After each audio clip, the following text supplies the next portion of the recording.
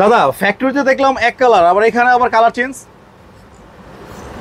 দর্শক বিন্দুরা, এইগুলো আপনার আমি ওয়েল সিজন করা হয়েছে, এটা ওয়েল সিজন এবং কমপ্লিট। ওইটা হয়েছে ফার্স্ট ধাপ, আর এটা হয়েছে আপনার সেকেন্ড ধাপ। এইটা হয়েছে আপনার সেকেন্ড ধাপ, এটা হচ্ছে থার্ড ধাপ, তৃতীয় ধাপ। এখানে তো অনেকগুলো আইটেম দেখা যাচ্ছে। হ্যাঁ, এখানে আপনি 7 খোপ আছে, আর 7 খোপ আছে, 4 খোপ আছে, আপনার বিভিন্ন ধরনের প্রোডাক্ট আছে আমার কাছে। আপনার বড় তাওয়া আছে, ছোট তাওয়া আছে, আপনার যার যেটা প্রয়োজন আছে, বড় তাওয়া, ছোট তাওয়া, ফ্রাই প্যান আছে, আপনি ফ্রাই প্যান নিতে পারবেন।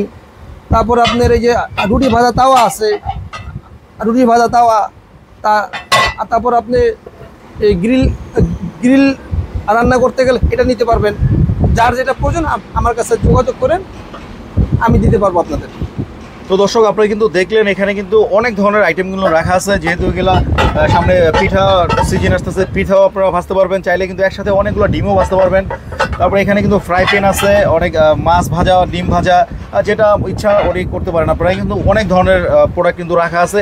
তো যেটা যার লাগবে আপনার স্ক্রিন নাম্বার আছে, ফোন দিয়ে যোগাযোগ করে নিতে পারেন। ইন্ডাকশন কয়েলে রান্না করা যায়, ইন্ডাকশন কয়েলে রান্না করা যায়, মাটির চুলা রান্না করা যায়, গ্যাস চুলা রান্না করা যায়, লার্কের চুলাগুলা রান্না করা যায়। এগুলো তাপ ধরে রাখতে পারে, অনেকক্ষণ তাপ ধরে রাখতে পারে, বিধায় এইগুলার রান্নাটা মাটির চুলা রান্নার মতো হয়।